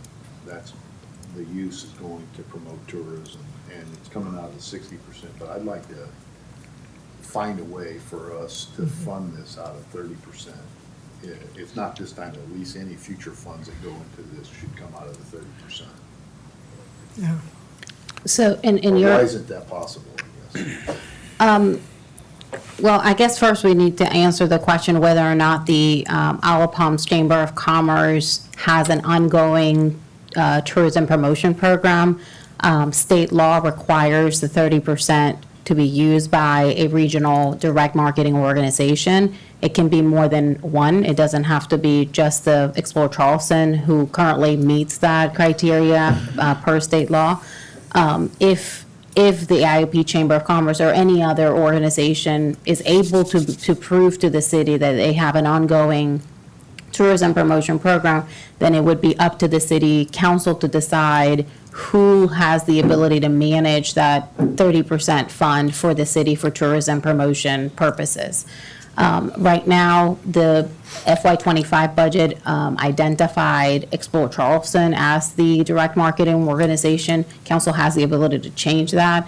But these funds are from the $50,000 allocation that the committee recommended and council approved for specific programs and sponsorships. I guess that's why metrics are important for us to look at the success of this, but any future funds, my suggestion is we find a way to fund it out of 30%. Yeah, and I think that's going to take some work. I mean, Rod, if I look at your problem statement and your success indicators and your presentation, I don't think there's any way this would qualify for the 30% bucket. The problem statement is local businesses are underrepresented online. I don't know where. I mean, their website, your website, Explore Charleston, well, all that's fixable to some degree. Your success indicators, only one has something to do with heads and beds. So I don't disagree with your comment, John. This is a long way from, in my opinion, qualifying for a 30% bucket, but that's a conversation for a future date. I think, we're taking a recommendation from the ATAX Advisory Committee, and, I'm a big supporter of the chamber for sure, and I just think it's coming out of the right bucket right now, and if there's going to be a change and we want to change where it's coming from, there's a lot of work to be done here. I think there is one thing that we can request, though, and that is for CVB to work with you Well, they already do that. to maximize your benefits on this, so that we may not be able to get the 30% directly, but we can get it indirectly if we get that kind of relationship. So what, I guess this is a question for Desiree. It sounded like you were saying the city can determine whether or not somebody is qualified as a DMO. Aren't there state criteria to determine what the DMO criteria? Yes. Yeah, I'm wondering if it wouldn't be helpful, maybe send that around to council so that we can take a look at what that criteria is. I think we've been through it a couple of times. I don't want to belabor this meeting, but just so we're kind of all on the same page. Yeah, it's spelled out in state law. We can share that with you all. Yeah. Just a reminder, refresher. Yeah, our position is, the Isle of Palms is a family-friendly place, but we haven't actually carved it out and been proactive with a marketing effort. So we'll be happy to get those metrics agreed to early on with the ATAX committee and some of you, and then come back with some findings, once we run through the campaign. And And that's February? I'm sorry, go ahead. No, sorry. I was going to ask, we're going to regroup in February or so? I would think that's what suggest February okay. and then another 3 months as well. So I think we can get two metric points and two checkpoints. Yeah, and most of that'll go through the ATAX Advisory Committee. Go ahead, Desiree. I just wanted to say that the ATAX committee had a really good discussion about this particular request and whether or not, the chamber is not coming to the city claiming or presenting themselves as an alternative DMO for the city. And there was some conversation, but not really a consensus about that being the appropriate path moving forward. I think there was a recognition that the chamber is proposing address something that the city wants to see, which is more IOP-specific, targeted marketing and advertisement, and saw this as an opportunity. The funds are in the budget, and saw that as an opportunity to enhance that and support that and see what good results come out of this effort. Is there a motion? We already made one, didn't we? did. Did we? And second, yeah, we just need to vote. Rod, you got me all flustered here, man. We have a motion and a second. All those in favor say aye. Aye. Opposed? Thank you. Rod, thank you. Thank you, Yeah, thanks for your efforts. See if we can pick a little steam up here. Consideration of recommendation from the Public Services and Facilities Committee to award a contract to Game Time Cunningham Recreation in an amount not to exceed $500,000 for replacement of playground equipment at the rec center. You can see where that's budgeted. Motion to approve. Second. Questions? Additional discussion? Mr. Mayor, Yes, sir. I'm on the committee, just for the public real quick. We looked at this in great detail, and it is a lot of money. With that said, our current playground equipment is in terrible shape and is creating liability issues for the city. It's rusting, it's falling apart, it's covered by plastic, so you don't see it unless you go in there and pull the plastic back. But there's some significant issues with the current playground equipment. Second is the pour and play, which is the rubberized foundation that will be under this equipment, is replacing mulch. And the mulch has to be replaced annually. And so there is a significant savings by doing that. And so all of that combined and getting this within budget was the reason that the committee voted to recommend this to council. Thank you. And I would add that this playground equipment includes a lot of accommodations for ADA, folks with ADA and physical challenges. That's something we're really excited about. You all recall back in 2022, council passed a resolution encouraging the staff to look at any project in ways that we can enhance, go above and beyond what's minimally required for in terms of accommodation. So it does include, we went into a lot of detail into the components of the playground equipment that would be accessible for folks with physical disabilities. Thank you. Question. Is it true that close to $250,000 allocated to this comes from municipal A-tax and state A-tax, or about half the cost? Correct. And and another sort of, I think it's a fourth, also comes from the Recreation Building Fund, which is Right. made up of funds that, of people that have donated to the city towards the Recreation Department. Motion and a second. All those in favor say aye. Aye. Opposed? Nay. Thank you. Next item, consideration of award of a contract to the Flooring Connection in the amount of $23,500 for the replacement of floor of high tide room at the rec center. And you can see where that's budgeted. Actually, budget is $32,000. This is a bid for $23,500. Motion to approve? Second. All those in favor say aye. Aye. Opposed? Next item, consideration of a sole source contract in the amount of $26,828 AMIC equipment for a refuse hopper for existing 2016 F-350 used by the Public Works Department. Again, you can see the budgeted item is $35,000. This will be $26,828. Motion to approve? Second. Any other discussion? All those in favor say aye. Aye. Opposed? Thank you. Next, consideration of recommendation from the Administration Committee to engage Find Great People for a nationwide search for the next city administrator. Motion to approve. Second. John, you have a couple of comments from the committee work. Yeah, we had 4 proposals from search companies. We brought 3 into the committee that we interviewed and decided that Find Great People was the best choice for a couple of reasons. One is we used them before for the finance position, and they were very good and very easy to work with. Number 2, they're a South Carolina company. And they also have they're from Greenville, but they have a location in Daniel Island, which is very convenient for communications and working through the search. And they've been successful at many other city administration or city manager positions, particularly in South Carolina. So we feel good about them. They're very professional and very, and a very good. We're able to negotiate some fairly decent rates with them as well. Other questions? That rate is 20% of first-year compensation? That's correct, plus expenses, and we were able to negotiate a 2-year warranty or guarantee as well. And I think that 20% started higher than that, but you got them It to a started spot. up higher, yeah, exactly. And that is a good rate. Got a motion and a second. All those in favor say aye. Boost. I feel like voting no, just out of principle, Desiree, but Big shoes to fill. I'm going Big shoes to forward. fill. Yeah, I'm going forward with it. All right. Next item, consideration of appointment of the mayor to fill the vacant seat on the administration committee. Motion to approve? Second. There are two members currently, Ashley and John, are on this committee. And just given the amount of time I spend with Desiree and at City Hall, just felt it would be helpful to weigh in on the choice. I'd like to just do it during the search and maybe rotate off, but we can decide that later. Are there questions or comments? Good idea. All those in favor say aye. Aye. Opposed? Thank you.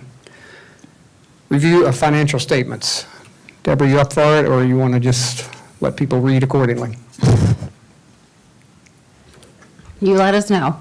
Do you want us to go Council, through? you want, I looked through it. got it in your packet? It was a great month Good. financially.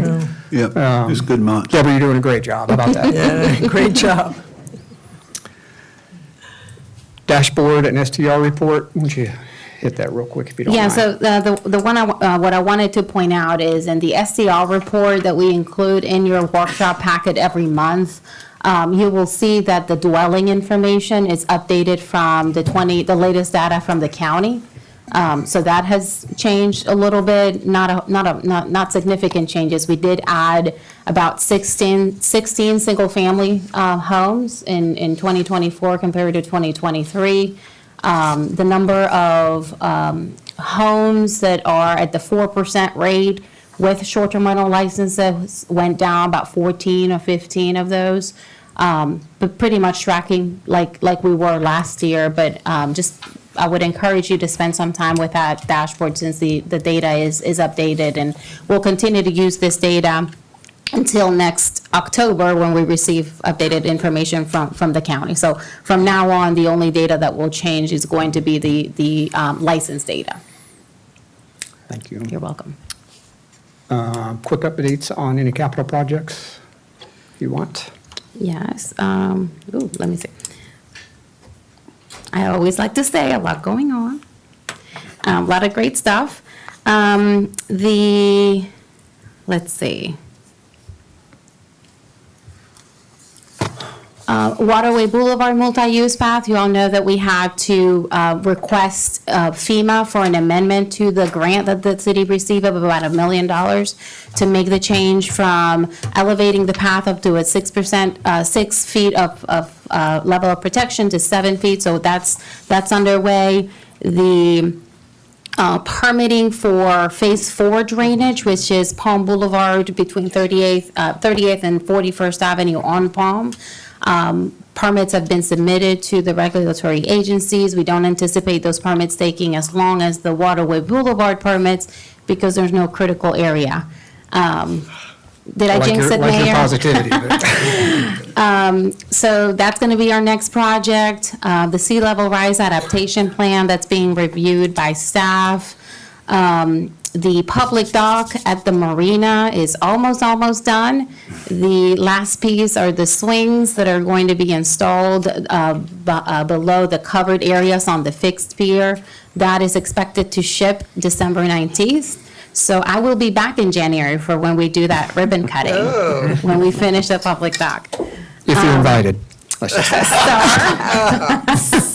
Ouch. He doesn't mean that. No, not at all. The marina dredging permits have been submitted as well. We do anticipate that taking about 12 to 18 months before we can do that project. And just as a quick reminder, the city received in FY '23 $1.5 million from the state for this project.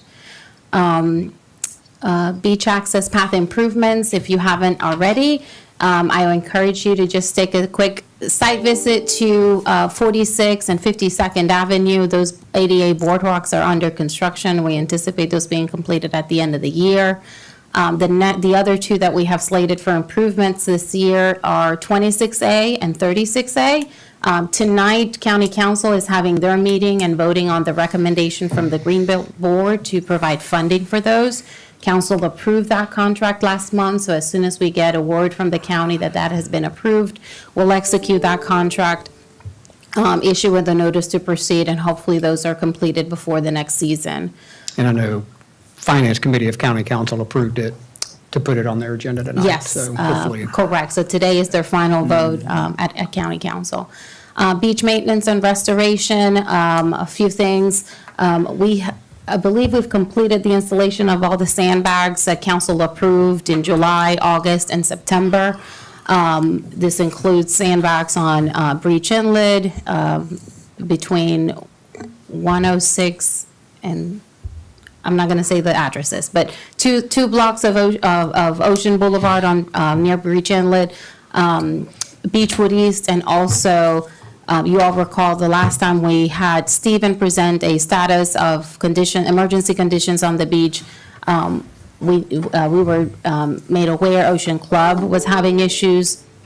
They were within the 20 feet. During high tide, the water was under the building, so that was an area that was added for the installation of sandbags. The shoal management permit application is underway. We received additional comments from the Bureau of Coastal Management that Stephen and I are working on a response for. We are hoping that we will get that permit before the end of the year and are able to go out for bid and get the project constructed next spring. On the Breach Inlet side, the beneficial use project, the contractor, Autna, is still working at Sullivan's Island. As of early last week, they had mobilized about 74,000 cubic yards of sand. Recall their goal is to mobilize 200,000 cubic yards of sand at Sullivan's Island, so they've completed about a third of that. After that, they will be moving to Isle of Palms. Because the contractor has not met any of the timelines that we have been given over the past year and a half, we do not have a timeline of when they're anticipated to come. They have still not yet started 24/7 operations, which would help speed the placement of sand would make it much quicker. So we meet with the Corps every 2 weeks and are in constant communication with them, and it's moving along, but certainly with a delay. Desiree, and just for council here, I'm wondering, we've talked, I think, at the beach ad hoc meeting, and I think at one of the recent meetings in the workshop, we started looking at some revenue opportunities to look at funding the major renourishment. Should we start, and I think we talked about getting the permit going so that we could pull it in potentially. We were looking at pulling in from 27, 28 into 26 or something like that to accelerate the project. Should we start a placeholder project, just to kind of keep an eye on this, because to fund this, to schedule it, to get it permitted, if we're 18 months out from actually looking at potentially executing, we've got to figure out how to finance it. And I look at our page 214, I think it's your future cash forecast, Deborah, and I notice, we've got the beach fund in there, but we don't have the $22.8 million of potential expenditure that goes along with it that is now looking at coming in within 12 to 18 months of where we are. I think it would behoove us, not necessarily at this meeting, but maybe at the next meeting, start adding that project in, because it's going to have a significant impact on us, and then it'll push us to, we've got the beach fund in there of the $9 million, but we don't have the expense in there. And we've got to determine how much of that we're going to get from Wild Dunes or from other sources. And to me, I think the sooner we get on this, the better. So I guess I would make that a request that maybe for future, start on that page 214, we start putting in the estimation of what that beach restoration is going to look like. And where is this, which part? What? The beach renourishment. The beach renourishment project That'll be we're in looking at. 26, hopefully. Yeah. Okay. Can I just ask Douglas what your opinion is on the beneficial use project that you've seen working at Sullivan? Is it working as they expected it to, or what's your? I believe so. I will say that it has been very slow to kind of show itself literally. They're pumping sand underwater. So we were kind of visiting it, not seeing much of anything. And then all of a sudden at low tide, you can see that there is indeed a big sandbar where they had been pumping it. So I think it is slow, but it's working. And as Desiree mentioned, they've still only moved a third of what they're slated to move. So all of it's been very slow. They have indicated that the Army Corps is very satisfied with the amount that's staying in place, which is something that we were concerned about. So they seem to be very, satisfied that it's working as they had hoped it would. So other than speed, I think it's going very well.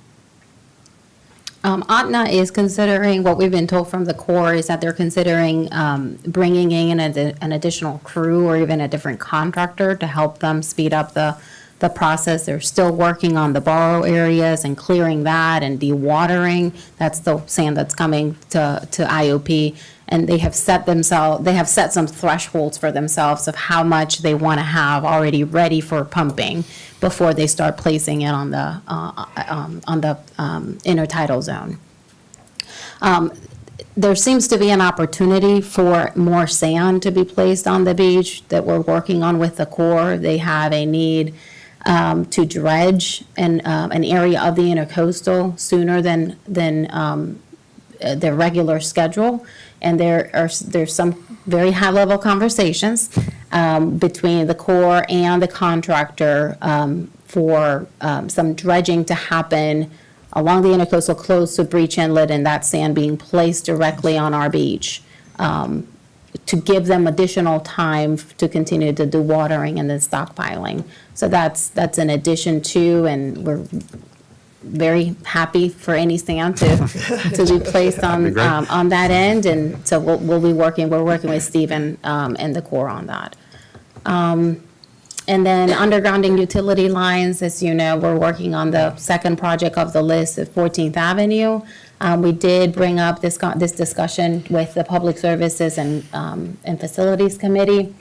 And they have invited the team from Dominion Energy to come at their next committee meeting, to review that list, review additional feasible projects on the island, and maybe even considering using the non-standard service fee fund to fund a comprehensive master plan that would tell us exactly the total, what it would take to underground all of the utility lines on the island. Is it feasible? And how can we prioritize doing that? We've talked about Dominion Energy having some bandwidth, having limited bandwidth, and we're thinking that maybe that could help if that piece is outsourced to another engineering firm. So we've started that discussion, and we look forward to bringing them before you all at the next committee in January to have that discussion.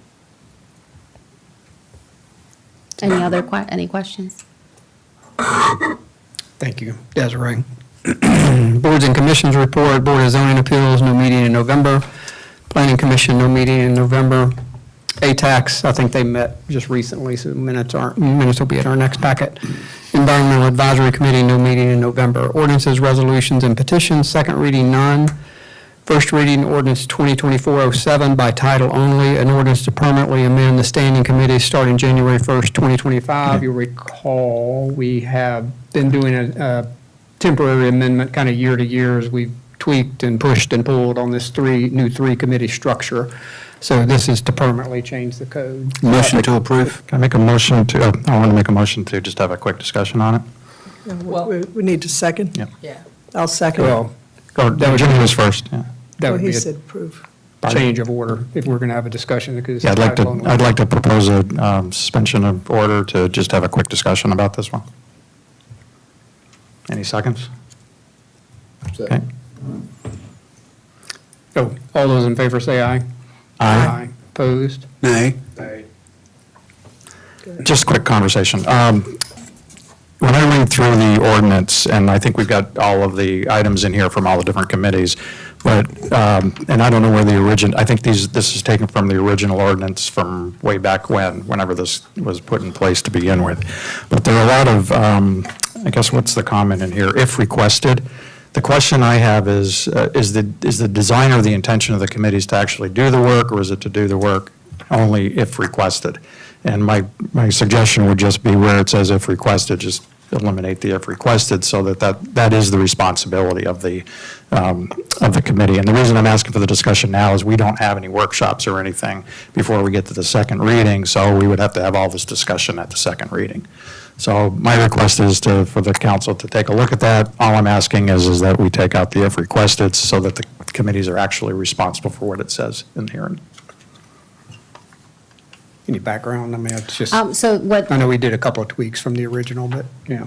well, it's essentially the same for the administration committee. It's the same language that was included in the code when it was called the personnel committee. So the only thing that changed was the personnel committee. I don't know when the original ordinance was adopted. We can search that, but it's what was in place. I think there might have been a different form of government then, actually. I think it was that long ago. No, it was the same form of government. It was. Yes, It's the sir. same since 1991. And then what happened, Public Safety Committee stayed the same because that didn't change. Public Services and Facilities Committee combined the duties of the Real Property Committee, the Recreation Committee, and the Public Works Committee. So that, the duties that were included under those three sections of the code were combined under the Public Services and Facilities. And no issue there. Yeah. Just for background, that this was taken from the same language in the code as it was before. Motion and a second. All those in favor say aye. Aye. Opposed? Thank you. No need for executive session or miscellaneous. Being no further business. Motion